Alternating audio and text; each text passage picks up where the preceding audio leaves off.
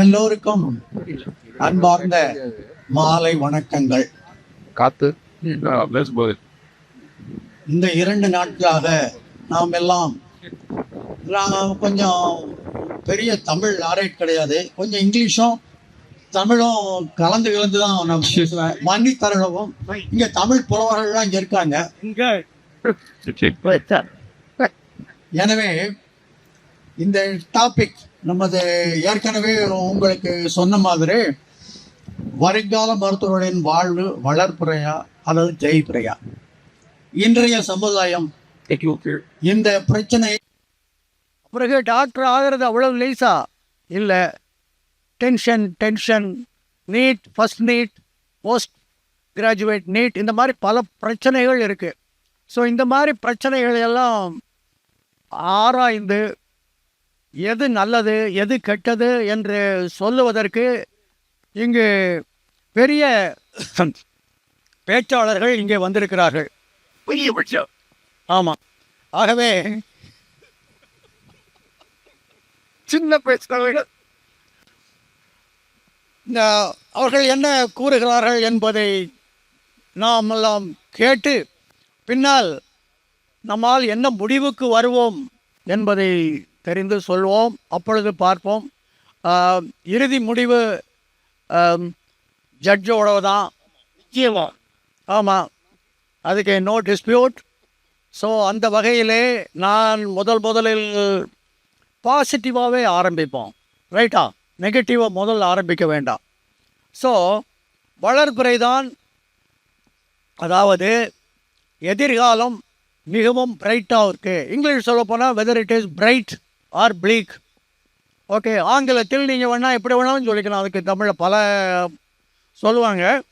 அந்த வகையில் வளர்பிறையே அப்படின்னு பேசுகிறதுக்கு நமது அது முதல்ல இவர் தான் ராஜீவ், டாக்டர் ராஜீவ் அவர்களை. அவர் is looking like a great, I mean Alexander Gnanamuthu is looking like that. Even பார்த்தாவே எனக்கு பயமாக இருக்குது, அந்த மாதிரி ஒரு பர்சனாலிட்டி, ரைட்? இப்பொழுது ராஜீவ் அவர்களை இது இப்போ இந்த மேடையிலே வளர்பிறை தான் பிரைட்டாக தான் இருக்கும் என்று வாதாடப் போகிறார். பரவாயில்ல. Good evening, everybody. Welcome all of 1962 batch. Welcome. Here I am. Today I stand before you to speak for a motion. You sit for you or stay for you? Shumare. Doctors of tomorrow will have a good life. That is they were given to me to talk.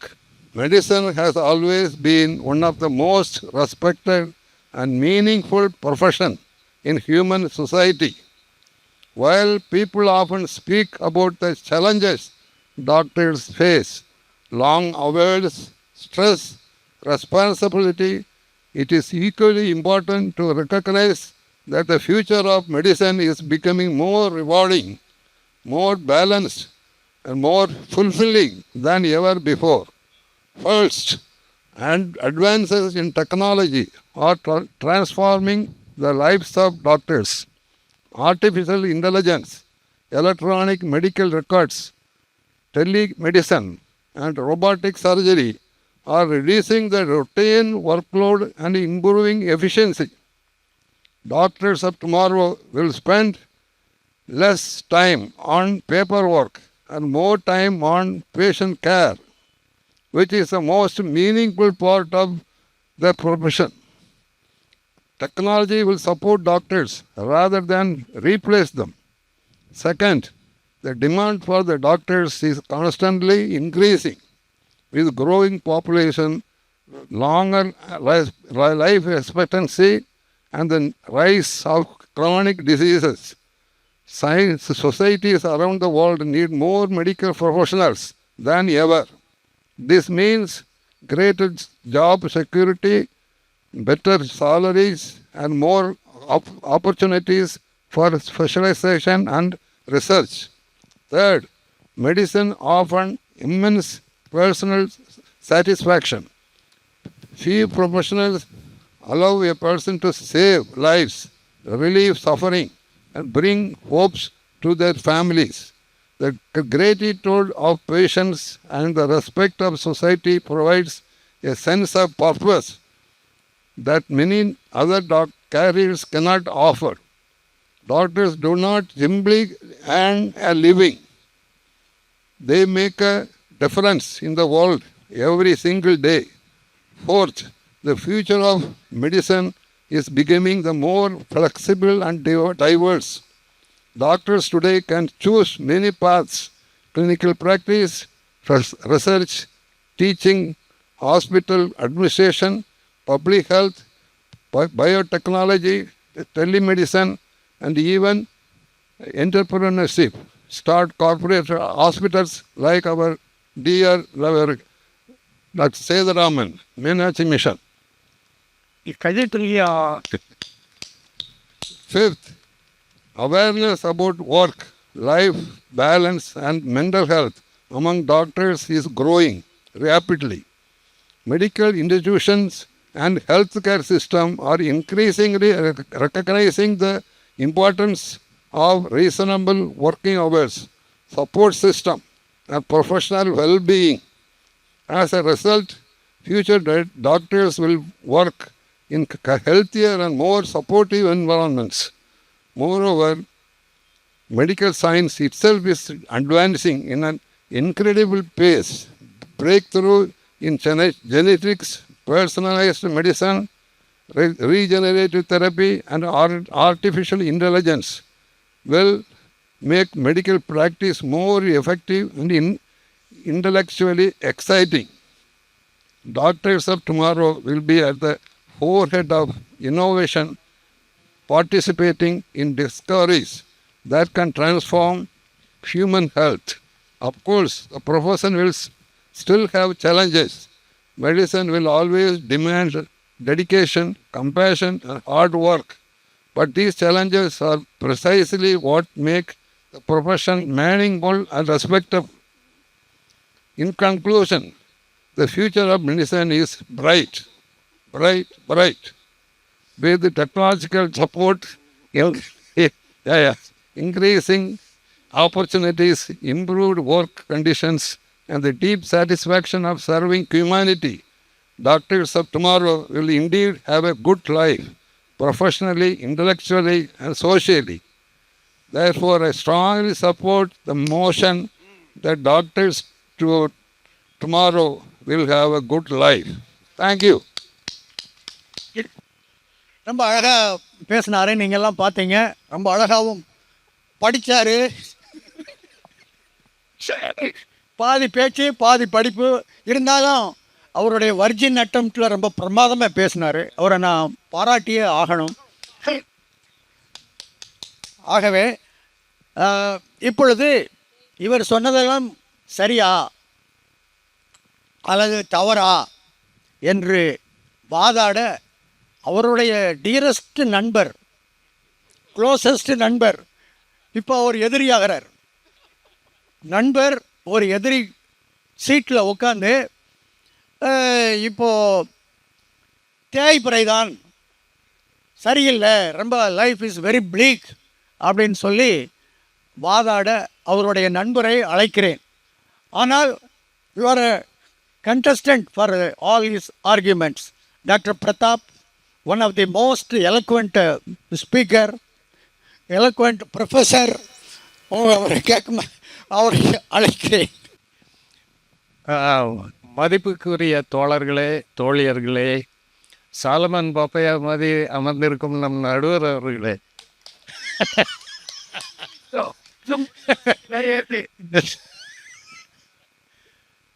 நமது தோழர் தங்கபாண்டியன் அவர் நான் ராஜா மாதிரி பேசுவேன்னு நினச்சி ஒரு நாள் night 10:30 மணிக்கு எனக்கு தூக்கத்தில் எழுப்பி நீங்கள் கட்டாயம் பேசணும்னு சொன்னார். நான் தூங்கணுங்கிறதுக்காக ஆமாம் சரின்ட்டேன். இன்றைக்கி மாட்டிக்கிட்டேன். நான் முதல்ல கேபிஆர்கிட்ட சொன்னேன், எப்பா எனக்கு ரிப்பார்ட்டி எல்லாம் பண்ண முடியாது. நான் பேசுகிறத பேசுகிறேன். அதனால் முதல்ல எனக்கு சான்ஸ் கொடுங்க. இங்கே நம்மளை கவுத்து விட்டுட்டாரு என்ன பண்ண சதா. ஆனாலும் தேய்பிறைதான் என்பதில் சந்தேகத்துக்கு இடமே இல்லை. தேய்பிறைதான். தேய்பிறை ஏன் சொல்கிறேன் அப்படிங்கிற என்னுடைய இதை சொல்கிறேன். நான் அந்த காலத்தில் பார்த்து பேசுங்க. நான் அந்த காலத்தில் எம்பிபிஎஸ் சேரும்போது ரொம்ப ஈஸி இன்டர்வியூ தான். இந்த மாதிரி ஒரு பரீட்சை எழுதணும், அதில் இத்தனை மார்க் வாங்கணும், .112 இடம் கிடைக்காம போகிறது அதெல்லாம் கிடையாது. இன்டர்வியூக்கு போகும், கிடைக்கும். அதுக்கு பிறகு நான் எம்பிபிஎஸ் படித்த பிறகு எனக்கு தெரியும் கவர்மெண்ட் சர்வீஸில் இருந்தோம்னா எப்படியாவது எம்எஸ் சீட் கிடச்சிரும் அப்படின்னு சொல்லி நான் 5 வருஷம் கழித்து எம்எஸ்க்கு அப்ளை பண்ணேன். ஆனால் 8 வருஷம் முடித்த பிறகு எனக்கு எம்எஸ் கிடச்சிது. என்ன ஆனால் நீங்கள் வளர்புறைன்னு சொல்கிறீங்களா, இந்த பையங்க எல்லாம் கஷ்டப்படுறாங்க. அவன் வந்து ஒரு எம்பிபிஎஸ் படிக்கணும், அதுக்கு பிறகு அவன் நீட்டுக்கு படிக்கணும், அதுக்கு காசு செலவழிக்கணும், அதுக்கு பிறகு சூப்பர் ஸ்பெஷாலிட்டி, அதுக்கு பிறகு அவன் ப்ராக்டிஸ் பண்ணி அவனுடைய திறமையை வளர்க்கணும். அதுக்குள்ளே அவனுக்கு 40 வயசாயிரும். நமது ஐடி தோழர்கள் 25 வயசுலேயே அவன் 3 லட்சம் 4 லட்சம் சம்பாதிச்சிட்ருப்பான். நம்ம பசங்க சும்மா எதுலையாவது ஆரம்பமாவார். இன்னொரு இதை சொல்கிறேன். நான் வந்து head of the department of Tirunelveli medical காலேஜில் இருக்கும்போது ஃபைனல் இயர் ஸ்டூடெண்ட்ஸை கூப்பிட்டு வா இந்த அப்பெண்டிக்ஸ் செய்ய அப்படின்னு சொல்லுவேன். செய்வாங்க, நான் கூட இருந்து அசிஸ்ட் பண்ணுவேன். ஆனால் இப்போ திருநெல்வேலி மெடிக்கல் காலேஜில் எம்எஸ் சீட்டில் எம்எஸ்க்கு வந்து 7 யூனிட் இருக்குது. ஒவ்வொரு யூனிட்லேயும் 10 பேர் இருக்கான். அப்போ 3 வருஷம், அப்போ 30 பிஜி இருக்கான். அவன் முடிக்கும்போது அவனால் ஒரு ஹெர்னியம் பண்ண முடியாது, அவனால் ஒரு அப்பெண்டிக்ஸ் பண்ண முடியாது, அவனுக்கு சான்ஸே கிடையாது. அப்படி இருக்கும்போது என்ன வளர்ப்புற, எதை வச்சு சொல்கிறீங்க? எதை வளர்ப்புற என்ன? இது இது சரியான தேய்பிறை தான். அதை தவிர இப்போ உள்ள எல்லாம் இன்சூரன்ஸ் வச்சு நீங்கள் வந்து இன்சூரன்ஸை சரி பண்ணலாம், கார்ப்பரேட்டு இதுக்குள்ளே போகணும், டெஃபினட்டாக தேய்பிறை தான். ஆனால் உங்களுக்கெல்லாம் ஒரு வார்னிங் கொடுக்குறேன். நீங்கள் ஏதாவது பேசுனீங்கன்னா உங்கள் பாரதி பாஸ்கர் இருக்காங்க, பார்த்துக்கோங்க. நடுவர் அவர்களே, அந்த வாய்ப்புக்கு நன்றி. ரொம்ப பிரமாதமாக இன்றைய நிலையை ஆராய்ந்தார். உண்மைதான், அவர் சொன்னதில் தப்பே இல்லை. பசங்க படிக்கும்போது ஃபஸ்ட்டு நீட்டு எம்பிபிஎஸ் ஜாயின் பண்ணுறதே பெருசு. அந்த நீட் எழுதுறதுங்கிறது the biggest tension for all, not only for candidates but also for parents. So அப்புறம் உள்ள டிஃபிகல்ட்டிஸ் எல்லாம் ரொம்ப அழகாக எடுத்து சொன்னார்.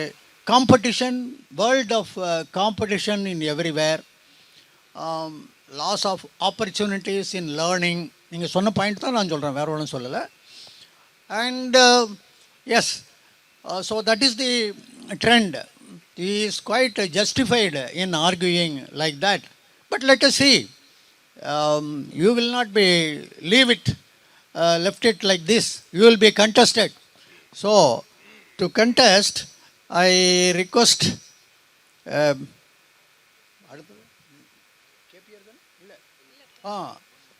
Another great professor.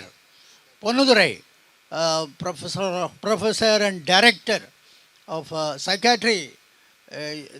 I can't find a better person to counter the arguments of Pratap, and he has got all the credits. He is also a awardee, BC Rai awardee. See, please remember, we have a BC Rai awardee here, sitting here as a I mean, listening also BC Rai awardee. Of course. listening, Ramasedu, right. Now I invite Dr. Ponnudurai to contest, to come out with his points. மதிப்பிற்குரிய தோழர்களே, தோழியரே, எனக்கு இந்த வாய்ப்பை கொடுத்ததற்கு முதற்கண் இந்த விழாவினை organise பண்ணுகிற doctor Jaisingh, David, Rajiv, Sadasivam, Pratap எல்லாருக்கும், ஈவன் மீனாட்சி மிஷன் ஹாஸ்பிட்டல் தோழர்களுக்கும் முக்கிய நன்றியை தெரிவித்துக் கொள்கின்றேன். ஓகே,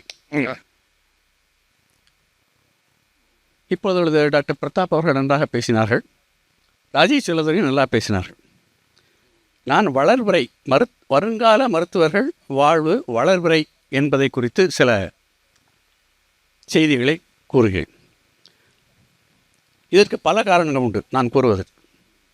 முதலாவது, நம்முடைய நாட்டில் எத்தனை மருத்துவர்கள் இருக்கிறார்கள் என்பதை நாம் கணக்கில் கொள்ள வேண்டும். ஏறக்குறைய 13.8 லட்சம் அலோபதிக் டாக்டர்ஸ்கள் இருக்கிறார்கள். ஆயுஷ் டாக்டர்ஸும் 7.5 லட்சம் தான் இருக்கிறார்கள். அரசாங்க கணக்கின்படி இரண்டையும் சேர்த்து தான் சொல்கிறாங்க. ஆனால் சரியானபடி பார்த்தோம்னா அலோபதிக் டாக்டர்ஸை மட்டும் வச்சு தான் சொல்லணும். ஏன்னா கடைசியில் அலோபதிக் டாக்டர்ஸ் தான் எல்லாத்துக்குமே ரெஸ்பான்சிபிள் ஆகிறாங்க. அப்படி பார்த்தோம்னா WHO கணக்குப்படி 1000 பேருக்கு ஒரு மருத்துவர் இருக்கணும். இப்போது தற்சமயத்தில் பார்த்தோம்னா 0.93/1000 தான் இருக்கிறாங்க. ஆக மருத்துவர்களின் மொத்த எண்ணிக்கை இன்னும் குறைவாகவே தான் இருக்கின்றது. இதை முதலில் நாம் தெரிந்து கொள்ள வேண்டும். அது மட்டும் இல்லை, இதை இந்தியன் பப்ளிக் ஹெல்த் ஸ்டாண்டர்ட்ஸ்னு ஒன்று இருக்குது. அந்த பப்ளிக் ஹெல்த் ஸ்டாண்டர்டில் எப்படின்னா கண்ட்ரி ஹெல்த் சென்டர்ஸை வச்சு கனெக்ட் பண்ணுறாங்க. கண்ட்ரி ஹெல்த் சென்டர்ஸில் முக்கியமாக 4 ஸ்பெஷாலிட்டிஸ் தான் எடுக்கிறாங்க. அதாவது மிக முக்கியமாக தேவை இருக்கிறது சர்ஜன்ஸ், ஃபிசிஷியன்ஸு, கைனகாலஜிஸ்ட்டு அண்ட் பீடியாட்ரிஷியன்ஸ். இந்த 4 பேர் முக்கியமாக தேவை இருக்குது. இந்த 4 பேருக்கு முக்கியமாக 22,000 பேர் தேவை இருக்குது. 22,000 is required as of now. ஆனால் இப்போ இருக்கிறது 4,485 பேர் தான் இருக்கிறாங்க தற்போதைய கணக்குப்படி. ஆக மிகவும் குறைவாக உள்ளது. அதிலும் மிக தேவையாக இருக்கிறது. அது மட்டும் இல்லை, இதில் நார்த்தர்ன் ஸ்டேட்ஸு, நார்த் ஈஸ்டர்ன் ஸ்டேட்ஸில் பார்த்திங்கன்னா டாக்டர்ஸ் ரொம்ப கம்மியாக இருக்கிறாங்க. அந்த ரூரல் ஏரியாஸில் சரியான டிஸ்ட்ரிபியூஷன் வேறு கிடையாது. அர்பனில் தான் நிறைய கான்சன்ட்ரேஷன் இருக்குது. இந்த மாதிரி பல நம்முடைய எண்ணிக்கையிலேயே மிக குறைவாக தான் இருக்குது. இதெல்லாம் எப்படி குறைவாக இருக்கிறதுன்னு நம்ம மட்டும் சொல்லிக்கிட்டு இருக்கிறோம். இளைஞர்களை கேளுங்க, வருங்கால சந்ததியினரை கேளுங்க. நீட் ஆஸ்பிரன்ஸை பாருங்கள் நீங்கள். அதில் ஒரு கணக்கு சொல்லுவேன். நீட் 2021 15 லட்சம் பேர் எழுதியிருக்காங்க. வளர்புறையாக இல்லைன்னா அந்த எண்ணிக்கை குறையணுமா கூடணுமா? குறையணும். ஆனால் இங்கே பாருங்கள், 2022 17 லட்சம் பேர் எழுதியிருக்காங்க, கூடுது. இதுக்கு என்ன சொல்கிறீங்க? அது மட்டும் இல்லை, 2025 பாருங்கள் 22 லட்சம் பேர் எழுதியிருக்காங்க, கூடிக்கிட்டே போகுது. எண்ணிக்கை கூடிக்கிட்டே போகுது. ஏன் கூடிக்கிட்டு போகுது? ஏதோ அதில் இருக்குது வளர்புறை. மருத்துவத்துறை வளர்புறையாக இருக்கிறது. அதில் தேவை அதிகமாக இருக்கிறது, வாய்ப்புகள் அதிகமாக இருக்கிறது. மற்ற துறைகளை விட வாய்ப்பு அதிகமாக இருக்கிறதுன்றனால தான் இளைஞர்கள் எதிர்ப்பு பண்ணாங்க. ஆதாயம் இல்லாமல் யாராவது ஆற்றுல போவாங்களா? காரணம் இல்லாமல் யாராவது கடலுக்குள்ளே இறங்குவாங்களா? இதுதான் இது என்னுடைய முக்கியமான வாக்குவாதம். டாக்டர் பிரதாப் அவர்களுக்கு, என்னுடைய அருமையான நண்பர் அவர்களுக்கு நான் கூறுகிற. அப்புறம் இன்னொரு சமாச்சாரம் சொல்கிறேன். பல இன்வெஸ்டிகேஷன்ஸ் இப்போல்லாம் ரீசெண்டாக அட்வான்ஸ் ஆகிட்டுருக்கு. எல்லாமே முந்தியெல்லாம் பார்த்தோம்னா ப்ளட் கவுண்ட்டில் கொலஸ்ட்ரால் பார்த்தோம்னா டோட்டல் கொலஸ்ட்ரால் மட்டும்தான் பார்ப்பாங்க. இப்போ பாருங்கள் LDL, HDL என்னெல்லாமல் வந்துருச்சு. அதுலேயே சப்டிவிஷன்ஸு. அதேமாதிரி டயபெட்டிஸ், HbA1c எல்லாம் வந்து அந்த காலத்தில் கிடையாது. வெறும் பிளட் சுகர் மட்டும்தான் GTT பார்த்துட்ருப்போம். இப்போ தான் நிறைய அட்வான்ஸ்மெண்ட் ஆகிடுச்சு இன்வெஸ்டிகேஷன்ஸ். அப்புறம் CT scan, MRI, CT scan எல்லா ஆர்கன்ஸும் பார்க்குறாங்க. அப்போலோ ஹாஸ்பிட்டல் போட்டிங்கன்னா பெட் ஸ்கேனு, ஸ்பெக்ட் எல்லாமே இருக்குது. இவ்வளோ அட்வான்ஸ் ஆகிடுச்சு. இதெல்லாம் நமக்கு மட்டும் இல்லை, இளைஞர்களுக்கு நல்லா தெரியுது. இப்போயோ நிறையா வளர்ந்துட்டுருக்கு, நிறைய ஆப்பர்ச்சுனிட்டிஸ் இருக்குது, நிறைய இன்வெஸ்டிகேஷன்ஸ் வந்துருச்சு, ஜெனட்டிக் அனாலிசிஸ் வந்துருச்சு, DNA அனாலிசிஸ் வந்துருச்சு. இவன் ஒரு மர்டர் கேஸு கூட DNA அனாலிசிஸ் பண்ணுறாங்களே, இதெல்லாம் அந்த காலத்தில் கிடையாது. இந்த மாதிரி பல சந்தர்ப்பங்கள், சூழ்நிலைகள், நமக்கு வாய்ப்புகள் இருக்குன்றதை இளைஞர்கள் நல்லா தெரிஞ்சுக்கிட்டாங்க. அதனால தான் எல்லாம் ஓடி ஓடி பரிசு எழுத வர்றாங்க. இதுதான் முக்கியமான காரணம். அது மட்டும் இல்லை, ட்ரீட்மெண்ட் ஸ்டார்ட். வைத்திய முறைகளையும் பல அட்வான்ஸ் ஆகிடுச்சு. இன்றைக்கி தான் நான் டாக்டர் பாக்கியரத்னத்தோட சன்கிட்ட பேசிகிட்டு இருந்தேன். அவன் பேசிகிட்டு இருந்தான் orthopaedic surgery, robotic surgery, ortho knee replacement surgery, அது CT scan guided robotic surgery, AI artificial intelligence guided robotic surgery வந்துருச்சு. இவ்வளோ அட்வான்ஸ் வந்துச்சு. இதெல்லாம் அவங்களுக்குலாம் தெரியுது. அதனால் இதில் நிறைய வாய்ப்புகள் இருக்குது, பல வாய்ப்புகள் இருக்குது. அந்த காலம் மாதிரி கிடையாது. அந்த காலத்தில் டிஐஎஸ் இருப்பார். நான் தான் ஹவுஸ் சர்ஜனாக இருந்தேன் ஒரு தடவை. கணபதி இருந்தார். டே பொண்ணு போய் அந்த ஃப்ராக்சர் இருக்குது, நீ போ. அவர் வரமாட்டார், நான் தான் போகணும். நீ அந்த அட்டெண்டர் இருப்பான், அவன்கிட்ட சொல்லு, அவன் கையை பிடிச்சி எடுத்துக்குவான், நீ போட்டு ஒரு பிஓபி போட்டு வந்துரு அப்படிம்பார். ஒரு செக் எக்ஸை பிடிச்சி கொண்டு வந்துரு, அதையும் சொல்லிடுவார். சார் நான் தான் ஆர்த்தோபெடிக் சர்ஜன், நைட் டியூட்டி யாரும் கிடையாது. இப்போ அப்படி முடியுதா? அந்த அளவுக்கு வாய்ப்புகள், சந்தர்ப்பங்கள் இருக்குது. அது நம்ம முக்கியமாக தெரிஞ்சுக்கணும். அதே மாதிரி இந்த டிசீசஸ், இப்போ ஏற்கனவே இருக்கிற டிசீஸ் பார்த்திங்கன்னா நம்பர் ஜாஸ்தி ஆகிட்டே போகுது. டயபெட்டிஸ் எவ்வளவு ப்ரிவேலன்ஸாக இருக்குது. இங்கேயே பார்த்திங்கன்னா நிறைய பேருக்கு டயபெட்டிஸ் இருக்குது, எல்லாருக்குமே இருக்குது. நிறைய பேர் இருக்கா பார்த்துக்க, இல்லையா தப்பிச்சப்போ, இல்லை ப்ரீ டயபெட்டிக்காக இருக்குண்டா அதை பாரு, இல்லை டோன்ட் வரி என்ன இன்னும் ஏஜ் இருக்குது. வயசாக வரும், வயசாக ஏஜ் ரிலேட்டட்லாம் வரும், டயபெட்டிஸ் வரும். வேறு ஒன்று வர வேண்டாம், ஃபார்ச்சுனேட்லி முடி வேறு போயிடுச்சு. ஸோ இந்த மாதிரி பல வியாதிகள் இன்க்ரீஸ் ஆகிட்டே இப்போ கூடிக்கிட்டே போகுது. அது என்ன சொல்கிறாங்கன்னா, டயபெட்டிஸ் வந்து India's capital of the whole world. Diabetes is the capital of India's capital. India is the capital of diabetes இந்த ஹோல் வேர்ல்டு. வேண்டாம், அப்புறம் எடுத்துக்கலாம். மக்கள் கை தட்டுவாங்க, மக்கள் தான் கை தட்டுறாங்க இப்போ. அதுதான் முக்கியமான. இந்த தட்டுறாங்களே, 4 பேர் தட்டுறாங்களே, நன்றி நன்றி நன்றி, வாழ்க வளமுடன். ஸோ இது தெரிஞ்சுக்கணும். அது மட்டும் இல்லை, குடி பழக்கம், போதை பழக்கம், இது நான் சொல்லலை, நம்முடைய பிரைம் மினிஸ்டரே வந்து சொல்லிட்டு போனார் எலெக்ஷன் டைமில். ஆமாம். அதுவும் இல்லாமல் இது இங்கே தமிழ்நாட்டில் மட்டும் இல்லை, பஞ்சாபில் போனால் அங்கே அவர் அமித்ஷா சொல்கிறாரு, ஹோம் மினிஸ்டர் சொல்கிறார். அதாவது குடிப்பழக்கம், இந்த குடிப்பழக்கம் போதை பழக்கம் அதிகமாச்சுன்னா எங்களுக்கு நிறையா மருத்துவர்களுக்கு நிறையா வேலை இருக்குது, வைத்திய வழிமுறைகள் இருக்குது. சந்திரன் நல்லா தெரியும் அவருக்கு எத்தனை கேஸை பார்த்துருப்பாரு, சைக்காட்ரிஸ்ட்டு, அது இல்லாமல் கேஸ்ட்ரென்டாலஜி, இது சர்ஜிக்கல் கேசஸ் எல்லாம் எத்தனை பேர் பார்த்துருப்பீங்க. அப்புறம் இப்போ டிமென்ஷியா, ஏஜ் ரிலேட்டட் ப்ராப்ளம், இப்போ அதை சொல்லி முடித்தேன். Age related problem dementia. இப்போ அதை டிமென்ஷியா பார்த்தோம்னா 8.8 மில்லியன் 60 years and above. இப்போ 2050 இதே 8.8 மில்லியன் 11.4 மில்லியன் ஆகுது. அவ்வளோ கூடிக்கிட்டே போகுது. ஆமாம், இவ்வளவு தூரம் அட்வான்ஸ் ஆகிட்டே போகுது. ஒரு நிமிஷம் முடிச்சிடறேன் தலைவரே, ஒரு நிமிஷத்தில் முடிச்சுக்கிறேன். பல புதிய வியாதிகள் வருது. இருக்கிற வியாதிகள் மட்டும் அதிகமாட்டி போல் புதுசு கொரோனா எங்கே பார்த்தோம். நம்ம காலத்தில் கொரோனா கிடையாது, ரெடியாக தான் தெரியும். கரெக்டு. ஸோ கொரோனா வேறு வந்து அது இப்போ என்ன சொல்கிறாங்கன்னா, இந்த மாதிரி பல பெத்தோஜன்ஸு இருக்குது, அப்பப்போ வெளியே வரும். மேன்கைண்ட் ஹேஸ் டு ஃபேஸ், மக்கள் இதை சந்தித்தான் ஆக வேண்டும் நாளாவட்டத்தில். ஏன்னா நிறையா பொல்யூஷன்ஸ் இருக்குது, நிறையா கிளைமேட் சேஞ்சஸ் இருக்குது. இதில் எப்பப்போ வைரஸ் வரும், வேரியண்ட் ஆஃப் த வைரஸஸ் வரும், அதுவும் சொல்ல முடியாது. அந்த காலத்தில் டெங்கு இதெல்லாம் பார்த்தோம். இப்போ அதை விட்டால் இப்போ பேர்ட் ஃப்ளூ, பறவை காய்ச்சலுங்கிறான், பன்னி காய்ச்சல் வந்துச்சுங்கிறான், இப்போ திடீர்னு குரங்கு காய்ச்சல் வந்துட்டு இருக்குன்றான். இந்த மாதிரி என்னெல்லாமல் வியாதிகள் வந்துக்கிட்டு இருக்குது. பல்மனாலஜிஸ்ட்டை கேட்டால் அவங்க டிபி ஜாஸ்தி ஆகிட்டு போகுது சார், டியூபர்குலோசிஸ், ஏன்னா அதுக்கு பல காரணங்கள் அவங்க சொல்கிறாங்க. அதுக்கு வைத்திய முறைகளும் இருக்குது, ஆனால் வியாதிகளும் அதிகமாகிட்டே போகுது, புது வியாதிகள் வருது. இதை நம்ம நல்லா தெரிஞ்சுக்கணும். அது லைஃப் ஸ்டைல் டிசீசஸ். சில பேர் சொல்லலாம், இந்த ஒரே செகண்ட் சார், ஒரு செகண்ட் தலைவர் அவர்களே, ஒரு செகண்ட் எதிர் அணியரே, ஒரு செகண்ட், நீங்கள் பயப்பட வேண்டாம், முடிச்சுட்டு. சில சமயத்தில் நம்ம சொல்லலாம், இந்த டாக்டர்ஸு அடி வாங்குறாங்க, வாங்குறாங்க. இந்த காலத்தில், அந்த காலத்தில் காட்னு சொல்லிக்கிட்டு இருந்தாங்கன்னு சொல்கிறாங்க. ஆனால் நான் ஒன்று சொல்கிறேன், அந்த காலத்துலேயே இந்த டாக்டர்ஸு கொலையே ஆகிருக்கு. 1950 பார்த்தீங்கன்னா டாக்டர் மரகதவேல் கொலை வழக்கு தூத்துக்குடியில் நடந்துச்சு. இது இந்த காலமில்ல, அந்த காலத்தை சொல்கிறேன். டாக்டர்ஸ் என்று சொன்ன அந்த காலத்தில் நான் சொல்கிறேன். அது மட்டும் இல்லை, ஒரு RMO, resident medical officer, government general hospital, was murdered by a cook அந்த காலத்தில்.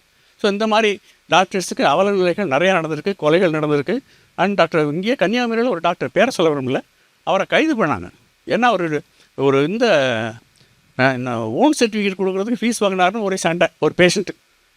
ஏன் நம்ம காலத்துலேயே ஒரு தடவை டாக்டர் ஜெயக்குமார் அவர்களை ஒரு பேஷண்ட்டே சட்டையை பிடிக்க போனான்.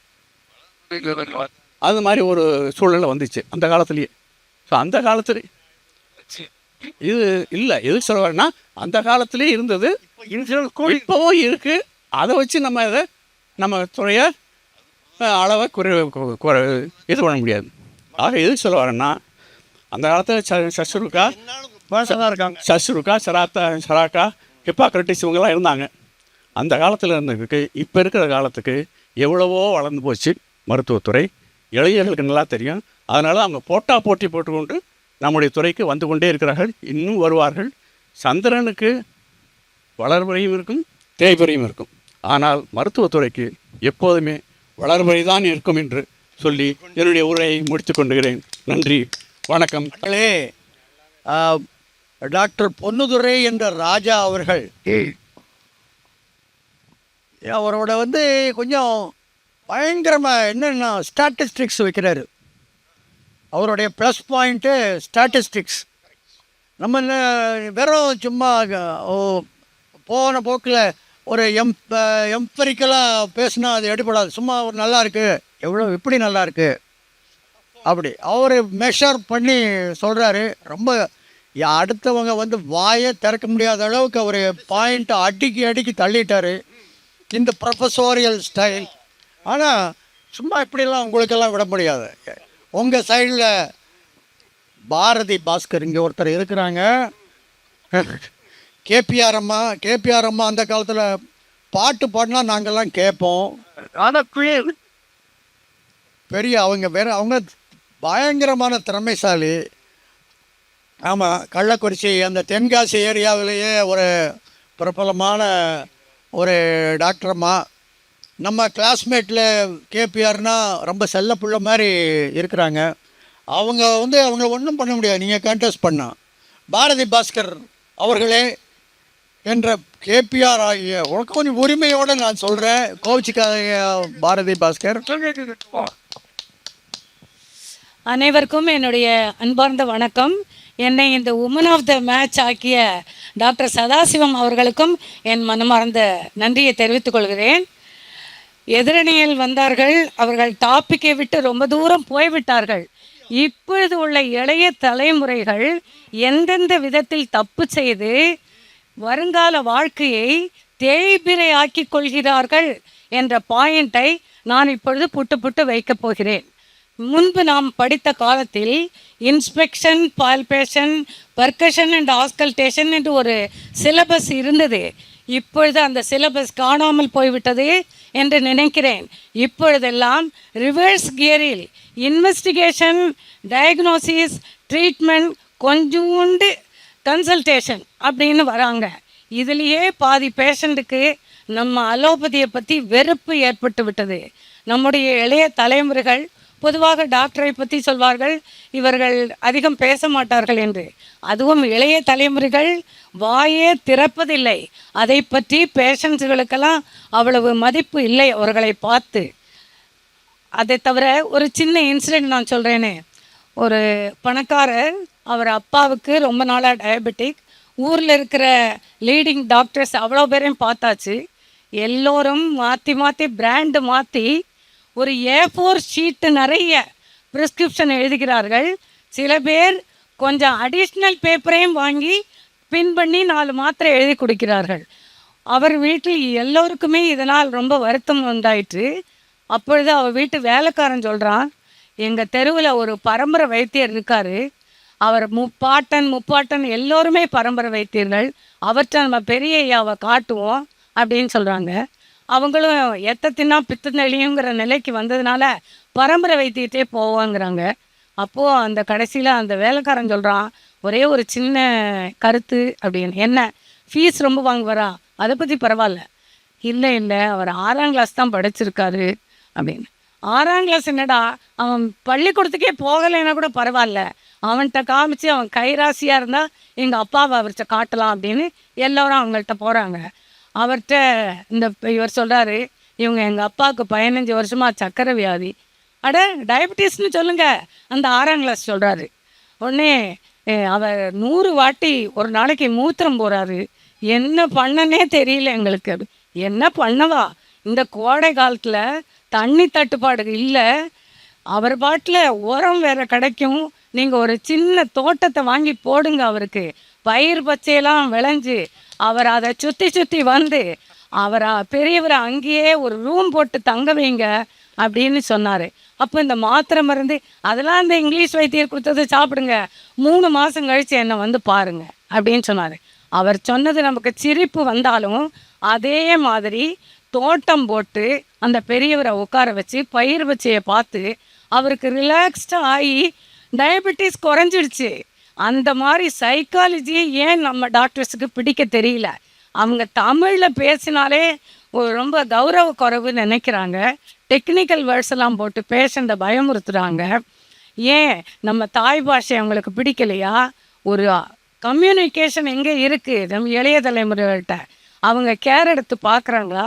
கன்சர்ன்டாக ஒரு லுக்கு விட்டால் என்ன அவங்கள சரி கம்ஃபர்டிங்காக அவர் முதுகில் 2 தட்டு தட்டினா அவங்களுக்கு என்ன? இது மாதிரி பேஷண்ட்ஸை நிறைய லூஸ் பண்ணுறாங்க.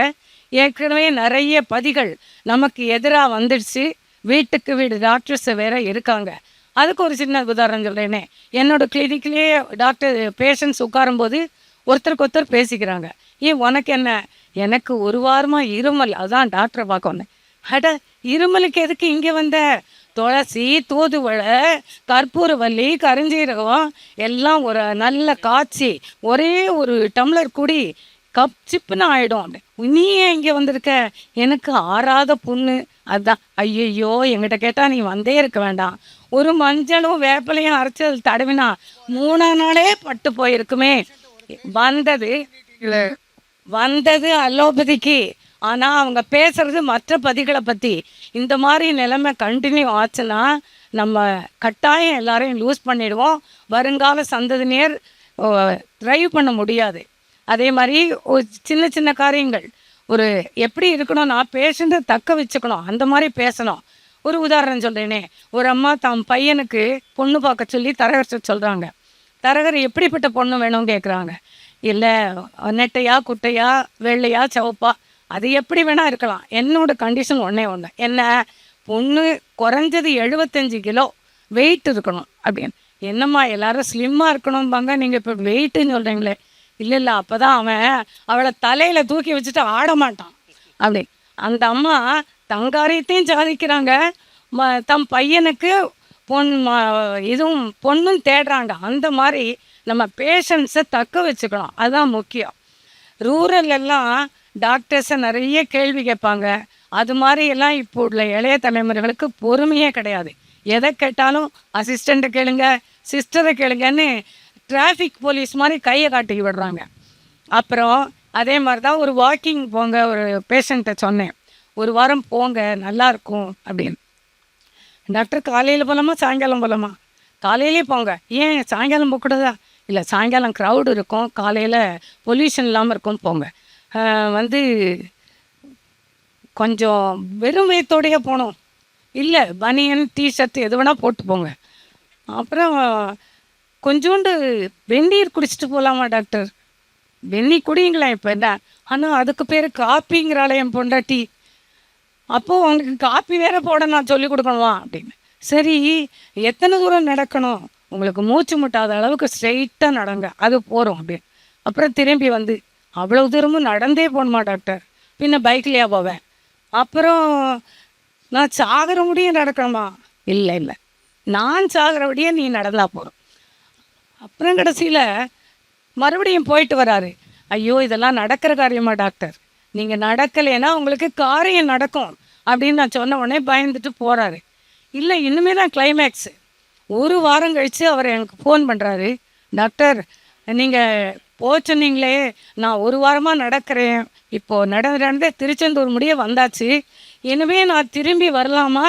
என் பொண்டாட்டி வேறு சத்தம் போடுறா, 1 வாரமாக ஹோட்டல் சாப்பாடு, வயிறு வேற கெட்டுப்போச்சு, எப்படி அருன்னு அறுக்குறாங்க நிறைய பேர். அதுக்கெல்லாம் ஈடு கொடுக்கறதுக்கு இளைய தலைமுறை தயாரா என்று பார்க்க வேண்டும். அதுக்கப்புறம் பேஷண்ட்ஸுக்குள்ளேயே இப்போது ஐசியூவில் ஒருத்தன் கிடக்குறான் 30 நாளாக, மாற்றி மாற்றி எல்லாரும் போட்டு தாக்குன்னு அவனை தாக்குறாங்க. அவனே நம்ம நடந்து போய் சுடுகாட்டில் போய் படுத்துருவோமான்னு அவ்வளவு இதாக இதுக்கு வெக்ஸ் ஆகிட்டான். திடீர்னு ஒரு ஞாயிற்றுக்கிழமை வருது, உடனே நல்ல வேலைப்பா இன்றைக்கி டாக்டர்ஸ் யாரும் வரமாட்டாங்க, நிம்மதியாக கொஞ்சம் கண்ணை சரலான்னு அசும்போது கதவை திறந்து பார்க்குறான். யமன் வந்துக்கிட்டு இருக்கான். யமன் வந்து கேட்குறாரு, என்னப்பா பயப்படுறியான்னு. இல்லை டாக்டர் வந்துட்டாரோன்னு தான் நான் பயந்தேன், உங்களை பார்த்து ஒன்றும் பயம் இல்லை அப்படிங்கிறான். அப்புறம் ஒரு ஆப்ரேஷனுக்கு என்னென்னா டாக்டர் வந்து அனஸ்தட்டிஸ்ட்டுக்காக எல்லாரும் வெயிட் பண்ணுறாங்க. இவர் பேஷண்ட்டு காதில் எல்லாம் விழுது. உடனே அவர் நர்ஸை பார்த்து, நர்ஸ் அந்த கிட்னி ட்ரையை வச்சு பக்கத்தில் வைங்க அப்படின்னோடனே எந்திரிச்சு ஓட ஆரம்பிச்சிட்டான். ஐயையோ, இந்த ஆஸ்பத்திரியில் தான் கிட்னியை திருடுறாங்கன்னு சொன்னாங்களே, நமக்கு தெரியலையே அப்படின்னு சொல்லிட்டு. இப்படி நம்மளை பற்றி மோசமான இதுதான் அபிப்பிராயம்தான் வெளியில் இருக்குது. அதை தவிர நாய்க்கடின்னு ஒருத்தன் ஃபோன் பண்ணுறான், டாக்டர் எனக்கு நாய் கடிச்சிருச்சு, உடனே உங்களை வந்து பார்க்குறேன் அப்படின்னு. உடனே வர வேண்டாப்பா, கடித்த இடத்த நல்லா சோப் போட்டு கழுவிட்டு வந்தால் போதும். என்னப்பா என்ன இப்படி சொல்கிறீங்க, நான் உடனே வரேன், ஏன்னா தொப்புளை சுற்றி ஊசி போடுவீங்களோ, அதெல்லாம் உன் ப்ராப்ளம் இல்லைப்பா, நான் பார்த்துக்கிறேன், இப்போல்லாம் தொப்புள் சுற்றி கிடையாது. இல்லை எனக்கு போன வருஷம் அம்பலைக்கல்கண்ணே வந்து தொப்புளை எடுத்துட்டாங்க, அதான் எங்கே ஊசி போடுவீங்களோன்னு நினைக்கிறேன் அப்படி. சரி முதல்ல அந்த கடித்த இடத்த கழுவிட்டு வாப்பா. இல்லை டாக்டர், கடித்த இடம் ஈரோடு பஸ் ஸ்டாண்டு, அவ்வளோ பெரிய பஸ் ஸ்டாண்டை நான் எப்படி கழுவ முடியும். இப்படி இக்னரண்ட்டாகவும் நிறைய பேர் இருக்காங்க. ஆனால் இதுக்கெல்லாம் ஈடு கொடுத்து நம்மளுடைய படிப்பை தக்க வைத்து கொள்ள இந்த இளைய தலைமுறை தயாராக இருக்க வேண்டும் என்று தான் நாங்கள் சொல்கிறோம். இதெல்லாம் அவங்க கவனிக்கலைன்னா அவங்களுடைய வாழ்க்கை நிச்சயம் தேய்பிரை தான் ஆகும். அருமை அருமை. ஒரு பழமையை ரொம்ப புதுமையாக்கி ஒரு புதுமையான ஒரு உலகத்தில் அதை அவங்க பாயிண்ட்டை வந்து ரொம்ப ஸ்ட்ராங்காக வச்சாங்க. நம்முடைய கேபிஆர் அவர்கள் மிகவும் ரொம்ப சிறப்பாகவே ஆர்கியூ பண்ணி அவங்களையெல்லாம் தூள் பண்ணிட்டாங்க. இப்போ இதை கான்டெஸ்ட் பண்ணுறதுக்கு வர்றாரு நம்ம தென்காசி புலவர் தங்கபாண்டியன். சுருக்கமாக டான்ஸ் ஆடாம என்ன பேச வேண்டுமோ அதை மட்டும் பேசி உங்களது பாயிண்டை ப்ரூவ் பண்ணுமாறு கேட்டுக்கொள்கிறேன். அன்பிற்குரிய நண்பர்களே, அம்மா அவர்களை, ஐயா அவர்களை சட்டி அட்ரஸ் பண்ணுங்க, தலைவர் அவர்களை, நடுவர் அவர்களை, இந்த அழகான வாய்ப்பு கிடைத்தமைக்கு ஐ எம் எக்ஸ்ட்ரீம்லி ஹாப்பி. கைதட்டுங்கய்யா. அம்மா அவர்கள் அணி இருக்கிறாங்களா, அதை நான் முழுக்க ஆதரிக்கிறேன், முழுக்க ஆதரிக்கிறேன். ஆனால் இவங்க எல்லாம் கலிகாலத்து ஆட்கள் பாட்டி வைத்தியத்தை சொல்லி இந்த அழகா பேசுகிறாங்க.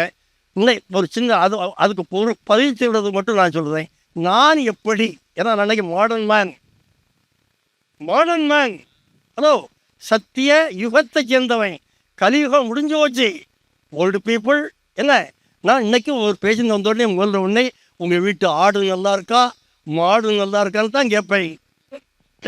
ஹலோ என்ன, சட்டையை நான் தான் அவுப்பேன், நான் தான் பால்பேஷன் பண்ணுவேன், நான் தான் இன்ஜெக்ஷன் கொடுப்பேன். அந்த அளவுக்கு very closely I am connected to me என்ன. ஆனால் இன்னைக்கு அப்படி பார்த்தீங்கன்னா ஒரு நாளைக்கு 2000 கேஸு பார்க்க முடியாது. நம்ம 1.4 crores 1.4 பில்லியன் பீப்புளை நம்ம பார்க்க வேண்டியிருக்கு. இப்போ உள்ள கணக்குப்படி நம்ம இந்தியாவுக்கு 1.4 பில்லியன் டாக்டர்ஸ் வேண்டியிருக்கு. அகத்தியர் காலத்தில் 4800 கேஸ் தான் நோய்கள் இருந்தது. ஆனால் இன்னைக்கு 84,000 கேஸுகள் இருக்குது. அதுக்கு பேப்பர் எழுதணுன்னா கூட கோடானு கோடானு பறைய வெட்டினா கூட அந்த பேப்பர்ஸ் நமக்கு பேப்பர் கிடைக்காது. அப்படி இருக்கிற பட்சத்துக்கு எல்லாம் வந்து பேப்பர்லெஸ், கேஷ்லெஸ். நீங்கள் சொன்னால் பேஷன்லெஸ்ஸே ஆனால் கூட உங்களுக்கு ஒவ்வொரு டாக்டருக்கும் நான் 1000 பேஷண்ட்டை உங்களுக்கு சப்ளை பண்ண முடியும். ஆஸ்பத்திரி மீனாட்சி மாதிரி நம்ம கோடானு கோடி ஆஸ்பத்திரி இந்தியாவுக்கே வேண்டியிருக்கு. சமீபத்தில் தான் மோடி வந்து சொன்னார், பச்சனடார்பட்டியிலே ஒரு 10,000 பெட் போட்டு எய்ம்ஸ் ஒரு ஹாஸ்பிட்டல் ஆரம்பிச்சிருந்தோன்னு சொன்ன உடனே நான் முதல்ல வாராப்பூரில் கட்டுங்க, பிறகு ரெங்கநாதபுரத்தில் கட்டுங்கன்னு நோ பச்சனடார்பட்டியில் தான் கட்ட போகிறேன் அப்படின்னு சொல்லி அழகான நியூஸ் சொல்லி கொடுத்துருக்குறாரு. அதனால் டாக்டர்கள் என்றைக்கும் வேலை இல்லாமல் இருக்க போகிறதில்லை. சம்பளம் நாங்கள்லாம் பணத்தில் பெறல போகிறோம். ஒரு 50 ஆண்டுகளுக்கு முன்னாடி என்னுடைய 545 ரூபா. இன்னைக்கு என் பேரன் ஒரு நாளைக்கு ஒரு மாதத்துக்கு 1 லட்சம் ரூபா 200 மடங்கு சம்பாதிக்கிறான். இன்னும் 50 வருஷம் கழித்து அதே இந்த 1 லட்சத்தை 200 ஆக்குங்க, 200 மடங்கு. அப்போது ஒரு மாத சம்பளம் 2 கோடி. கணக்கு கேட்கலா? 2 கோடி என் கணக்குப்படி 2 கோடி. 2 கோடி காணாது. சேதுராமன் கூட ஒரு நாளைக்கு அவருக்கு பேய்க்கு ஒரு மாத பே அவர் பையன் 2 கோடி கொடுக்கறது இல்லை. அவர் இவ்வளோ. ஹலோ, இப்போது நாங்கள் எங்கள் தாத்தா அனுமார் வந்து எங்களுக்கு ஏஐயே முன்னாலே சொல்லி கொடுத்துருக்காரு. ஒரு சிறு உதாரணம், இதே இடத்துல இருந்து தான் அனுமார் இலங்கைக்கு போனார். போகும்போது அவர் நிழலை பிடித்து இழுத்து ஸ்பீடை குறைச்சிது. ஒரு மாயமலை மீனோ இதோ ஒன்று வச்சுக்கிடுவோமே. இதே பிரின்சிபலை தான் இப்போ ஏஇக்காரன் ஏஇன்னு சொல்லிக்கிட்டு இப்போ நாங்கள்லாம் என்ன பண்ணிக்கிட்டு இருக்கோம்னா அந்த த்ராம்பஸையே ஏஇ டெக்னிக்கில் நாங்கள் இழுத்துறோம். அதெல்லாம் சொல்ல மாட்டோம்.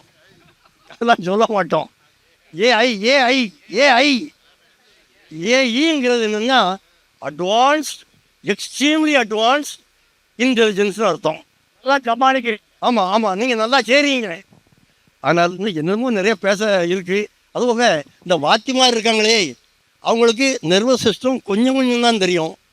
ஆனால் எங்கள் தாத்தா அன்னைக்கே குண்டலனி, சுஷ்மனா, பிங்களா, இடா அப்படின்னு 10,000 வருஷத்துக்கு முன்னாடியே நம்ம ஊர்லேயே நர்வஸ் சிஸ்டத்தினுடைய எதை கண்டுபிடிச்சிருக்காங்க. இருக்கு. அதனால ஐயா அந்த பாயிண்ட் பூரா.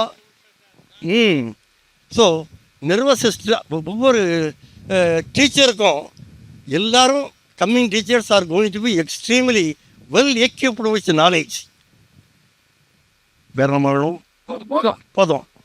இந்த இவ்வளோ தூரமும் அமைதியாக இருந்து இவ்வளோ தூரம் கைதட்டி நீங்கள் கேட்டதுக்கு மிக்க நன்றி.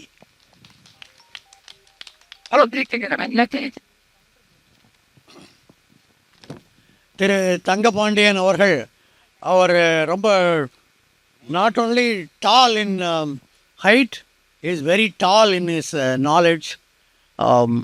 அந்த ஸ்டைலில் ரொம்ப பிரமாதமாக இந்த மாடர்ன் அவரோட வந்து ரொம்ப ப்ரைட்டாக இருக்குது அப்படிங்கிற பாயிண்ட்டை ரொம்ப ஸ்ட்ரெஸ் பண்ணார்.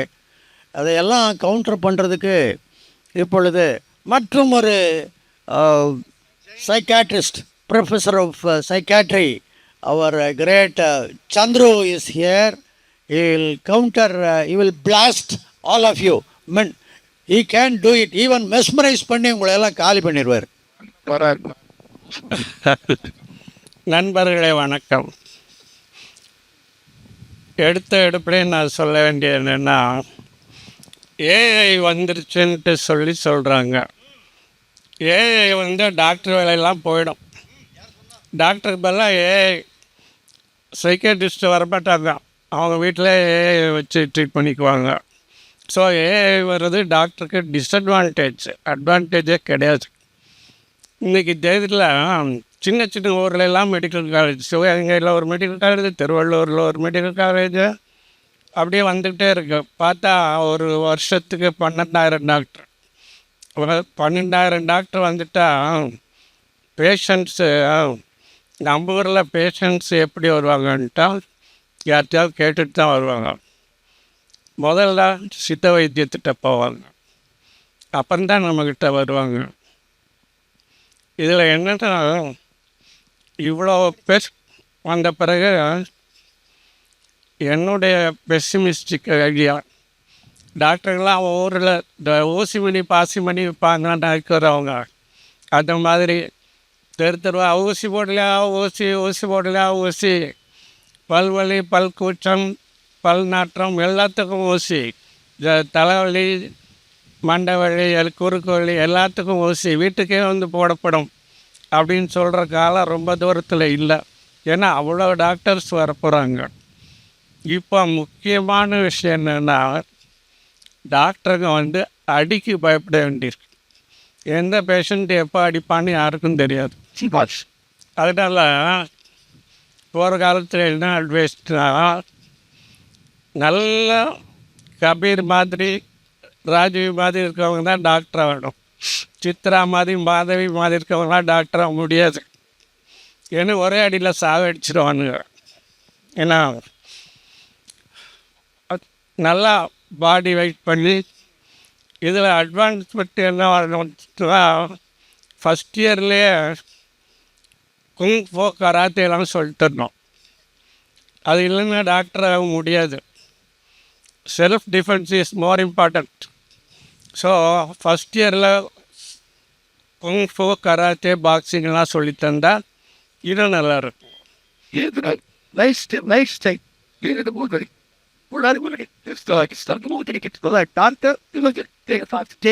ஸோ இனிமேல் நம்ம டாக்டர்ஸ் ரவுண்ட்ஸ் போகிறோன்னா பக்கத்தில் 2 பவுன்சர்ஸ் வச்சுக்கணும்.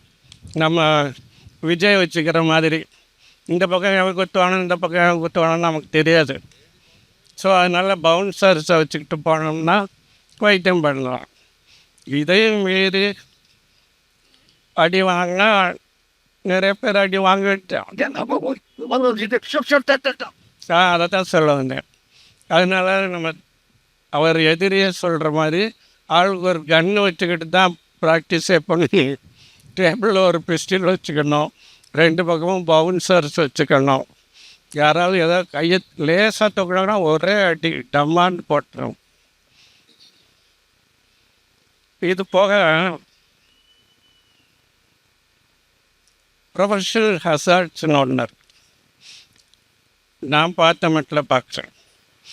சில நம்ம ப்ரொஃபஷனலாக சில ஹசார்ட்ஸ் இருக்கு. ஃபார் எக்ஸாம்பிள் அது சைக்காட்ரிஸ்ட் நான் பார்த்தது, ஒரு டாக்டர் வந்தார் வில்லேஜில். ஒரு லேடி புல்கவர் இன்ஜுரின்னு வந்தது, மாடு மட்டிருச்சு, வல்வால இன்ஜுரி.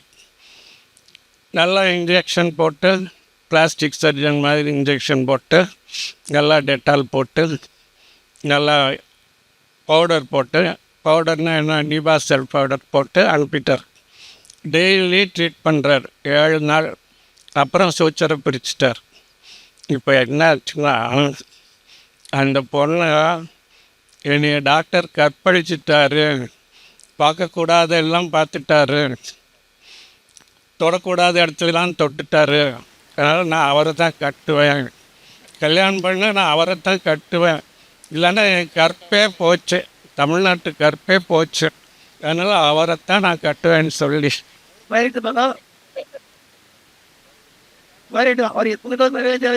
இல்லை அவர் வந்து ஒரு பொண்ணை லவ் பண்ணிகிட்ருக்கார். அதனால அவருக்கு பயம் வந்துடுச்சு. ஊரில் எல்லோரும் சேர்ந்து பொண்ணுகிட்டுருக்காங்கன்னா வந்து எவ்வளோ டவுரி கேட்குறீங்க, எவ்வளோ ஜுவல்ஸ் போடணும்னு கேட்குறாங்க. இவர் செஞ்ச ஒரே தப்பு வல்வால் போய் இது சூச்சர் போட்டது தான்.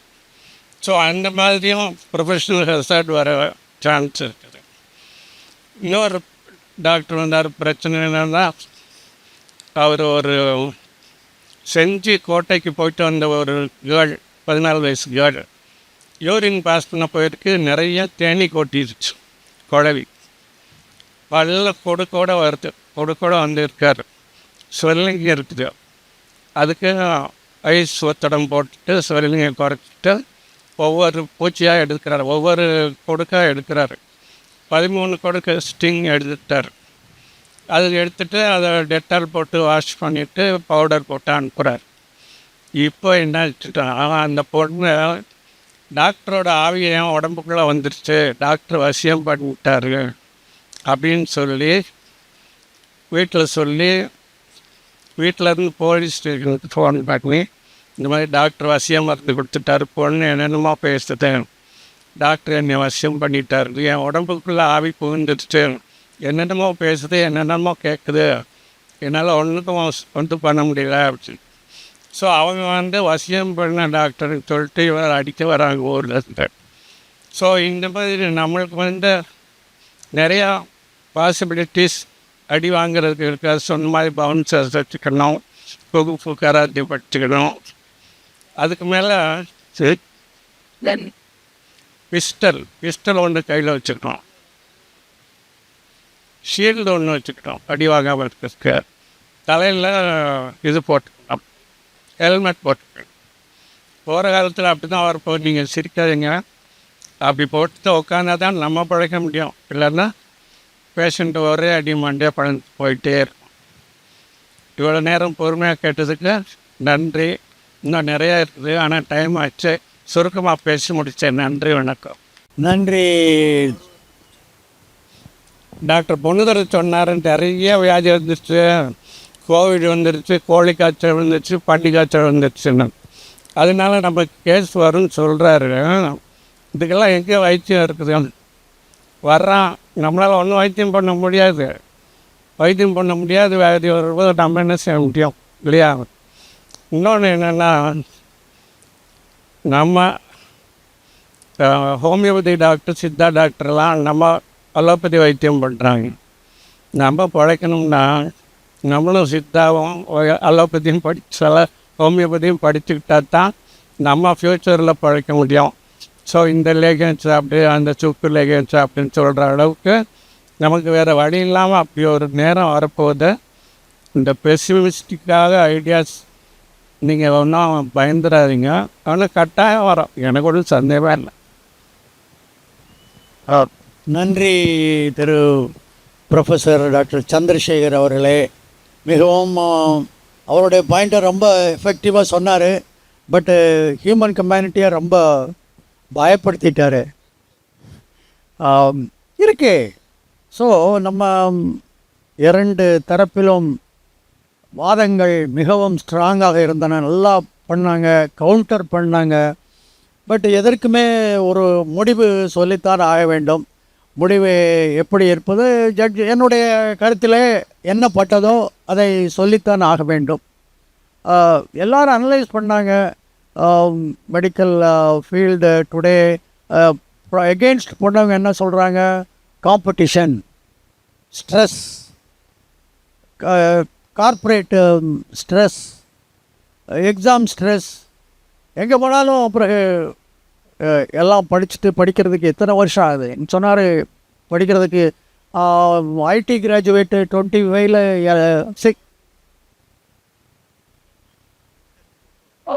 உங்கள் பாயிண்ட் எடுத்துக்கொள்ளப்படுகிறது. Right, there is no end for our we are arguing only for argument sake. Right, அவர் சொன்னது கரெக்டு. இப்போ 25 இயர்ஸில் அவன் ட்ராஸ் 6 டிஜிட் சேலரி. இவன் நம்மால்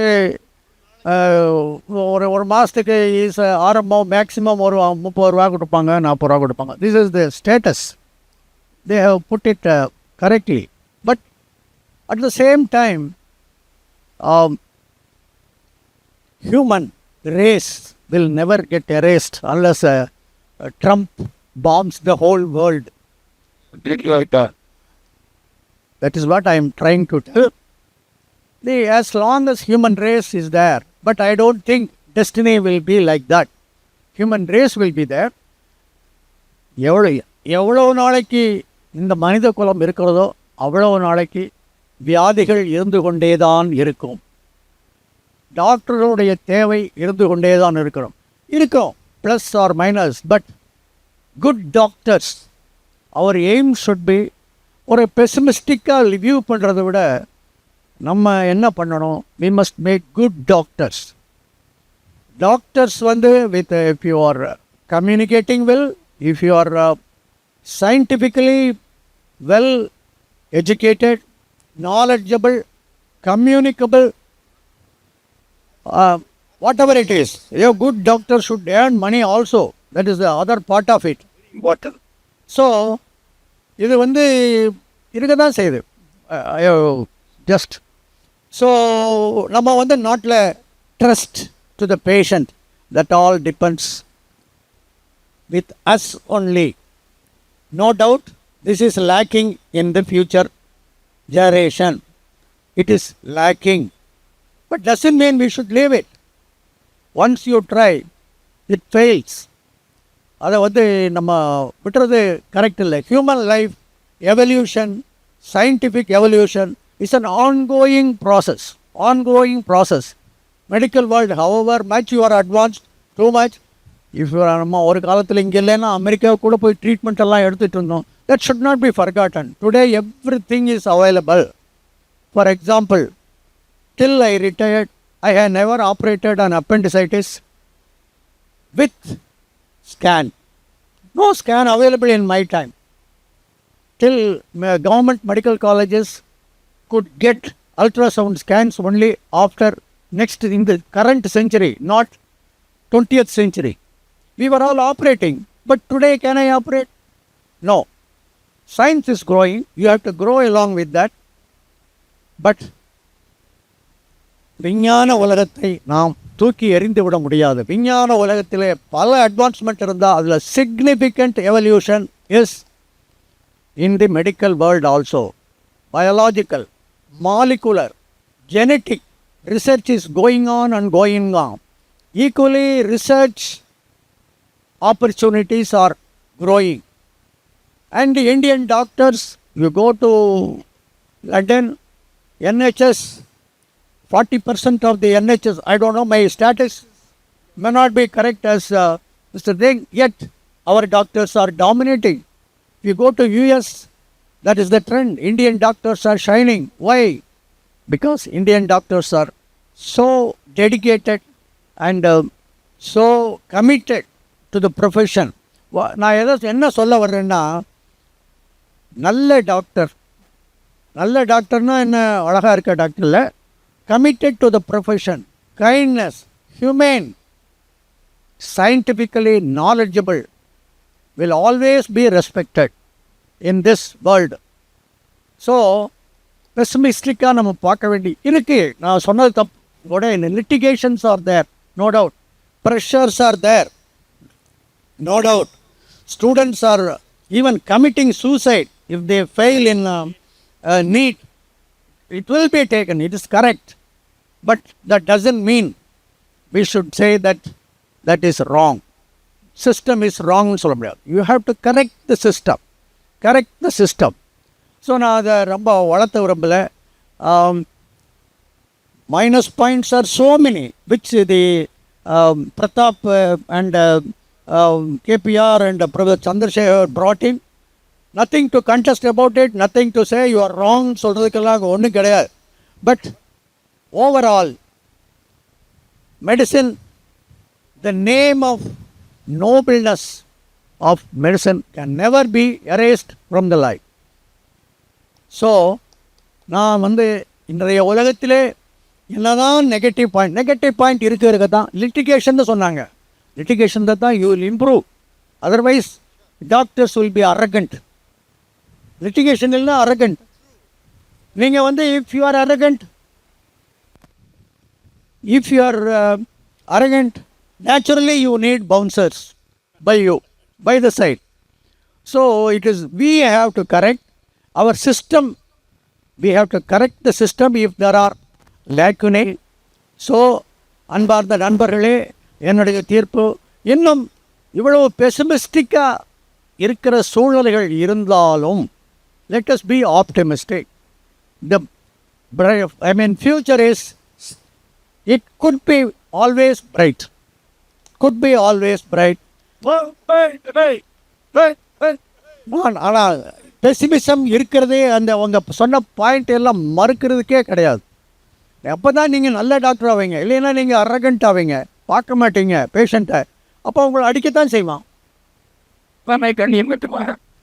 ரொம்ப தேவை என்று ஒரு ஆப்டிமிசம், ஐ மீன் பிரைட்னஸ் தான் இருக்கணும் அப்படின்ற நான் ஒரு தீர்ப்பை சொல்லி இந்த அருமையான ஒரு பட்டிமன்றத்தை நாம் நடத்திய இதுக்கு முயற்சி செய்த தென்காசிக்காரருக்கும் மற்ற இதில் ஒத்துழைத்த all eminent professors and eminent speakers எல்லாருக்கும் நன்றி சொல்லி, எனக்கு இந்த ஜட்ஜெல்லாம் எனக்கு பழக்கம் கிடையாது. பதவி கொடுத்து என்னை கொஞ்சம் உயர்த்தி கொள்ள பதவி உயர்வு கொடுத்த உங்களுக்கெல்லாம் என்னுடைய இந்த இதையும் நீங்கள் ஏற்றுக்கொண்டு இவ்வளவு நேரம் பொறுமையாக கேட்டதற்கு நன்றி சொல்லி இந்த பட்டிமன்றத்தை முடித்துக்கொள்ள உங்கள் அனுமதியை கோருகிறேன். தேங்க்யூ.